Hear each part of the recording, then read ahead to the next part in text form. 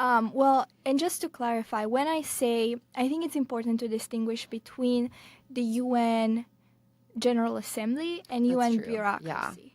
Because fundamentally, the UN General Assembly is a forum that brings together representatives, diplomats from 194, I believe, member states, to deliberate, to discuss, negotiate documents. And that is a pretty democratic system. It functions on a one country, one vote basis. Okay. And so you do have a representation, really, as long as countries feel, free enough or empowered enough to speak up and defend their own sovereignty, then you do see that there.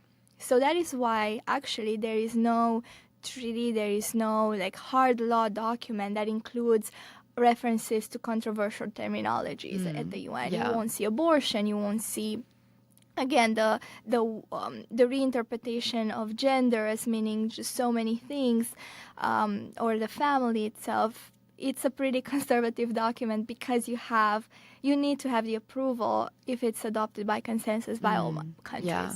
Okay. But then you have the UN bureaucracy, and that's a whole nother thing that is run by ideologues, people who have embraced a specific. And by the way, I mean, even as a Christian, I do identify in a sense as someone who believes in a set of principles. So the difference, though, is that we would we would start with that, right? Yeah. On the other side, it seems like there's no recognition of the ideology being so prevailing in everything they do.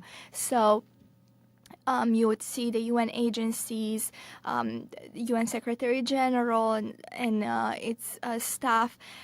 They do seem to subscribe to a secular, progressive worldview, and that is really guiding their whole work. My colleague Stefano Gennarini, who has been at the Center for Family and Human Rights for a very long time, long enough to really witness a lot of these developments, he says that UN agencies are really the boilerplate for progressive norms around the world.